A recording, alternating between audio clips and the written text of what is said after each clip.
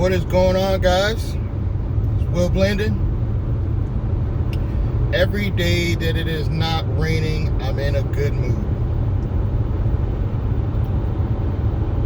I'm on my way to work at my part-time job.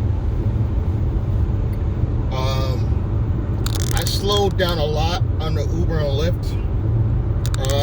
I did hear on the 18th the new rules that kicked in for, I know it's definitely on the Uber side, I'm not so much sure on Lyft, but every passenger and driver will need masks. And I saw on Dustin is Driving, he was talking about this, and he was saying how it's going to cause a lot of problems. And I agree with him. This is going to cause a lot of people, a lot of passengers, I should say, to do false claims. And if you are a passenger of Uber or Lyft, this is not the time to be doing false claims. There's very few drivers on the road right now.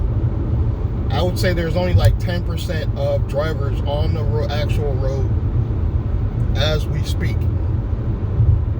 So for you to do anything like do a false claim or stuff like that, you're just going to anger the few drivers that are out there, and you don't want to do that right now.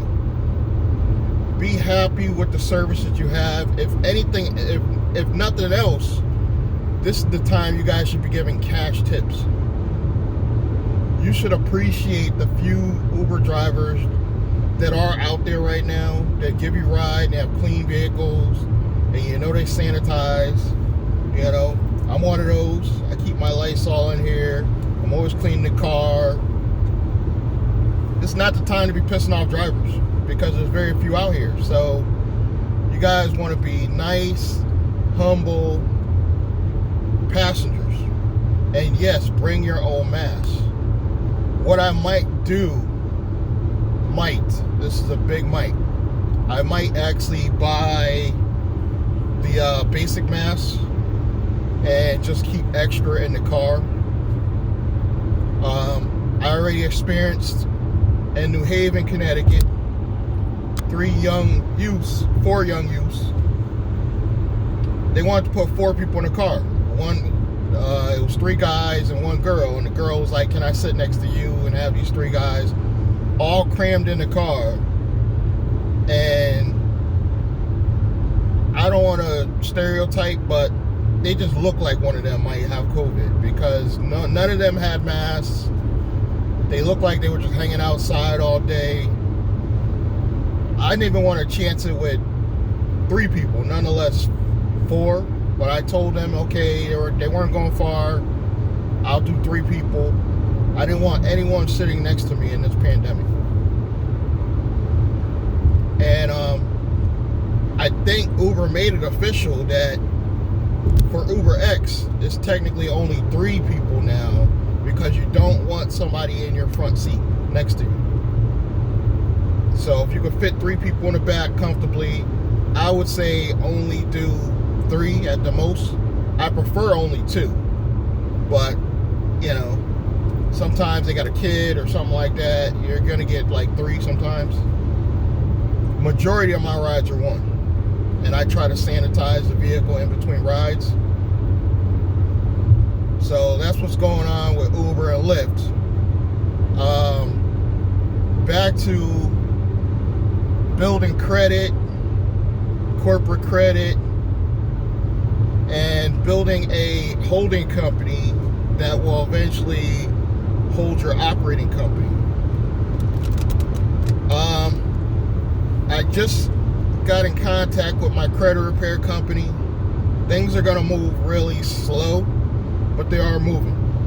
And the reason why things are going to move slow is because the best credit repair is still through the mail. And the mail's a little slower than normal. Yeah, the mail's moving a little slower than normal, but it is moving. But in my opinion, this may be the best time to do credit repair. And let me explain why. I think this is the best time to do credit repair because a lot of the companies that will go against you on your credit repair, and they're not available. A lot of these companies, they're cutting back staff. There's not a lot of people there to respond to your letters. So the law is, if they don't respond within 30, I think, to 45 days, it gets taken off your credit report. And I don't have one of these crazy, I don't have any active credit cards. So I don't have any, I'm not going to have any issues with, you know, how they're cutting your credit and it drops your credit score dramatically. I closed all my credit accounts. I have no active credit accounts right now. I am going to do trade lines, but I'm staying away from credit cards right now. I think right now in this pandemic, you only need really one credit card. I'm probably going to get one good credit card in the future, a couple trade lines, and then maybe carry my Z Black card. That's it. In this pandemic, the key is to have as much cash on hand as possible. So I'm going to stick to having cash, and I'm going to stay away from the high credit lines. I had some high credit lines. I had credit lines on the business side well into like 10,000, you know, but they would have been cut in half anyway right now in this pandemic. So all my credit lines are shut down. The few I defaulted on, I'm going to clean that up on my credit. I had some minor problems in the past, but the beauty is when you find the right credit repair company, you can get all that stuff cleaned up. And like I said, and right now in this pandemic, it may be a good time to get into credit repair. The second reason is there's not a lot of people doing credit repair right now. I think people are not focusing on credit repair right now. People are just happy to look for jobs. Some of them are just worried about this pandemic, you know, worried about their day-to-day problems. I'm worried about what's going to happen 6 to 8 months from now. You know, I'm gonna be prepared for these low mortgage prices, these low car prices, and I'm gonna start cleaning up my credit, get back to my 700 credit score that I had initially, add some trade lines, and that should put me at the 800s. I'm going to take my time. It's going to take about 6 months for me to get to probably the 800. But I would say probably in about 4 months, I can easily get back to 700s. And then once I'm back in the 700s, the next step is to start funding my holding company. You're going to put as much money as possible in your holding company. What is the purpose of your starting a holding company? For one, your holding company doesn't have to be a specific business. It's basically a business to hold assets. It's basically to hold assets. It's not going to do business with anybody, so it's going to be shielded from getting sued. And you're going to put your first operating company under your holding company. And your holding company is only going to have one employee. Maybe two if you're married. But you and your spouse will be the only employees of your holding company. Your operating company is going to be the one in arm's way because that's the one that's going to do business with the general public. And you want to keep this very generalized. You don't want to have a specific type of holding company. So you're going to call it a management company. You're going to label it a management company because they're going to ask you what kind of company. You're either going to say a holding company or a management company. I would say prefer to go with management company because they want to like exact thing you're doing. And a management company is what a holding company does. It's going to manage your other operating companies. The reason for calling it a management company and not doing something specific, a lot of businesses are high risk. If I labeled a transportation company like I want to do, that's high risk. Real estate, that's high risk. A lot of these companies are going to be considered high risk. Anything in investments, high risk. So just call it a management company, start operating companies under it to do your different types of businesses. If you're going to bake food, you can name that something specific. You know, even my media company, Shania Business, is really generalized. You don't want to call this anything specific. So I could do not only my YouTube channels, but I could put other things. I could put one property, possibly the property that I buy to live in. I may put that one property under Shania Business, maybe. Or I might segregate it. I might have a separate LLC altogether for my first real estate property. Because I want to have everything segregated from getting sued. My vehicles, definitely, cars are high risk. So even my transportation company that I'm going to do as an operating company, I'm not going to name it whatever transportation, because that's really, really high risk. And it's going to get flagged for insurance as well. So I'm going to probably call it something services, really generic, and then put my vehicles only under that company, shield it from lawsuits, stuff like that. And my operating company will have only one employee, myself, in the beginning. And I'm not going to pay myself from that company. I'll pay myself from the holding company. But if I get employees, my employees will get paid from the operating company.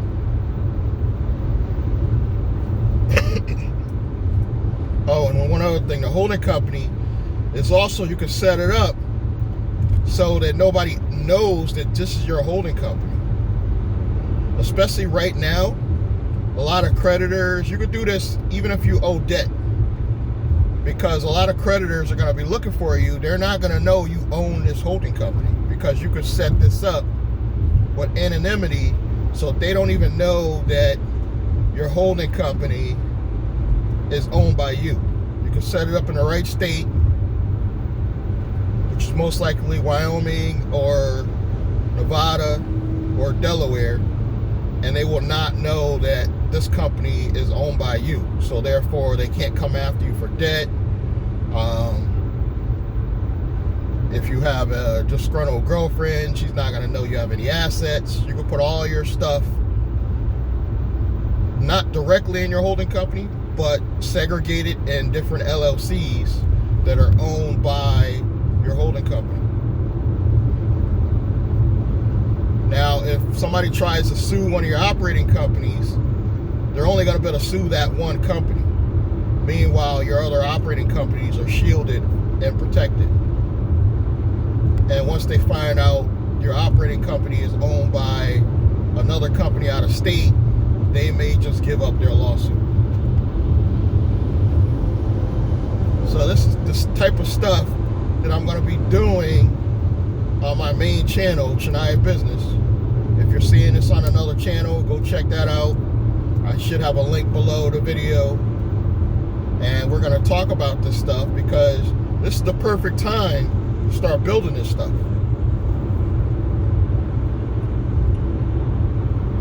Because we're going to come out of this, but let's be honest, this pandemic, I don't know what you guys are hearing, but this pandemic is going to be around for a while. Regardless of what these protesters in Michigan think, this thing is going to be around for a while. More people are going to get sick once they open up all these states. I don't care what anyone else says.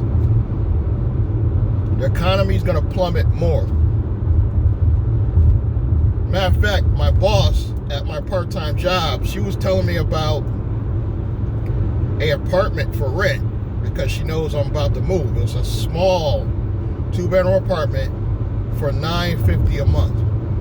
Even in Connecticut, I will be able to rent an entire house for that amount. Just wait.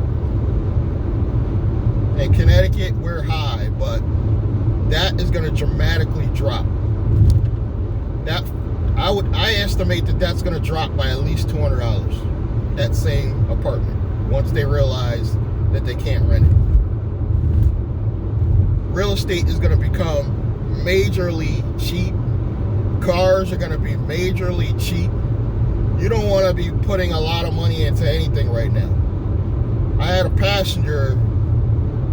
Uber passenger recently, and he said he had $5,000 in the bank. He didn't buy a car yet. I told him, you better wait. I told him, wait at least 6 months before you buy a car. It's probably going to be cut by 50%. And he actually listened. Young black kid. He actually listened. He's like, you know what? That makes sense. I'm going to wait.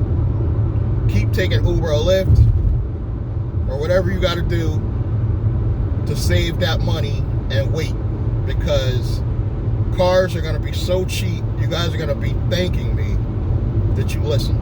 I guarantee it. I'm not rushing. I drive an hour to get to work.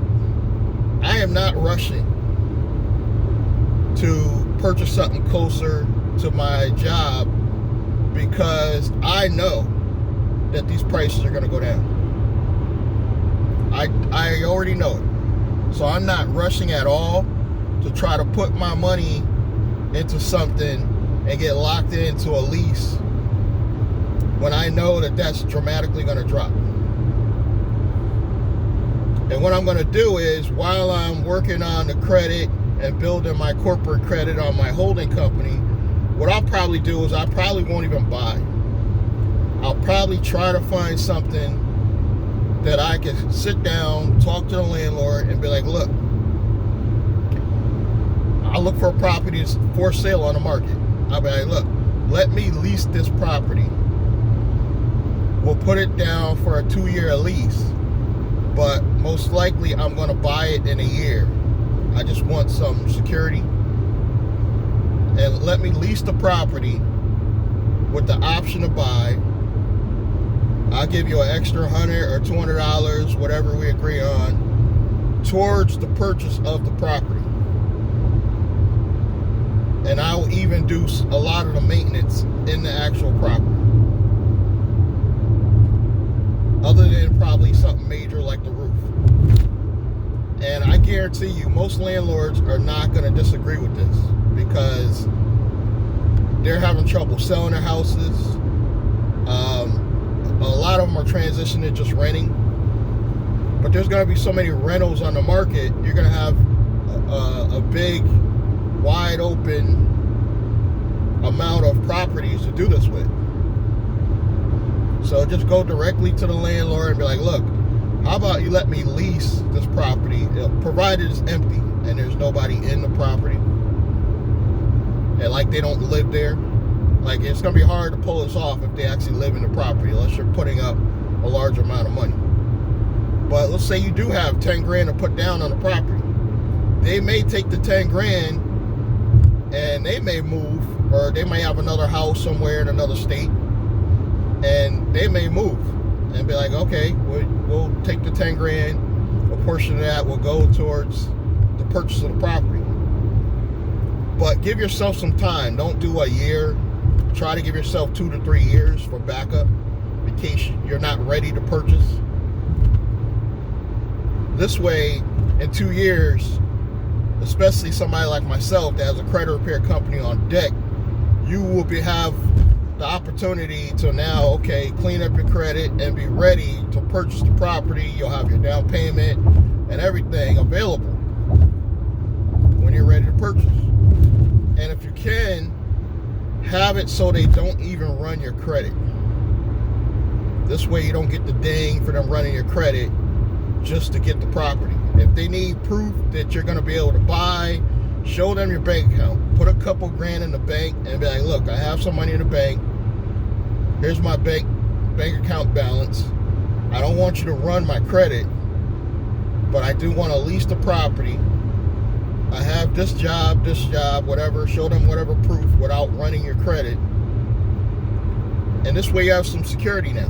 Now they're not putting they're not putting that acquirer in their credit. and you'll be able to purchase the property. At that time, you'll tell them, look, when I'm going to purchase, then you will run my credit. Now you have the ability to be already in the house you're going to buy, and you don't have to move. This is something I'm planning on doing. You might want to consider this, because it's going to really suck if you have to go move in a place and then move out again when you're ready to buy. So find a place that you preferably would like to buy, lease with the option to buy the property, and then you don't have to move. You can get in, get settled, you know, and then 6 months to a year, you'll be like, look, I'm ready to buy. You already have a couple grand invested into the down payment, and then all you gotta do is put a small down payment, some closing costs, and you're ready to go. This is my plan. And don't do these typical lease with the options to buy that they already have set up, because they want a lot of money down. They want to run your credit. Tell them, look, I want to come up with my own lease option. You go someplace and have the contract drawn up, even if you got to pay $100 or $200 to get the contract done up, where you put down less money and you have the options you want in place. And try to put some perks in there for the landlord. Like, look, I'll do all the repairs to the actual property, whatever, other than like the major stuff, like say the roof or the boiler or whatever. Or check that stuff out in the beginning and tell them you want all that fixed before you move in. That's another option. If the roof is good, you know the roof is good, you know everything in the place is good, then you can put in, okay, I'll fix anything in the property. You can put that option in, just so the landlord feels comfortable with this deal. Now you got into the house you wanted without your credit being run and without a lot of money up front, and you just pay your regular rent or monthly lease price.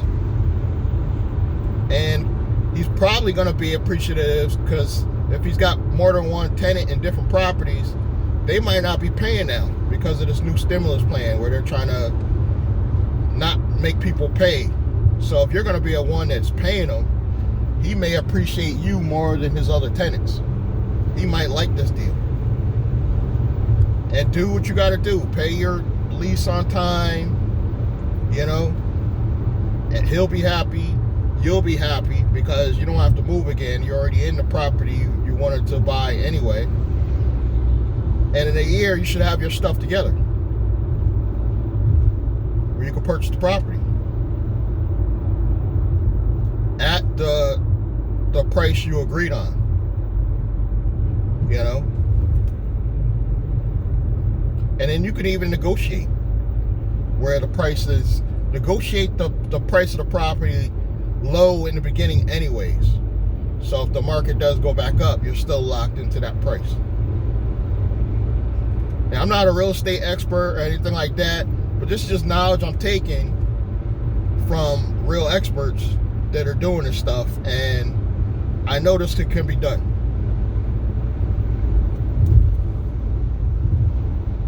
I know this stuff can be done. I'm sorry about it is a sunny day. Thank God it finally became a sunny day, because for a while there, it just felt like it was raining every day. It did rain this morning, but it's a sunny day as of right now. Thank God. I'm so tired of rain in Connecticut. I don't know what the world to do, but it's finally a nice day out.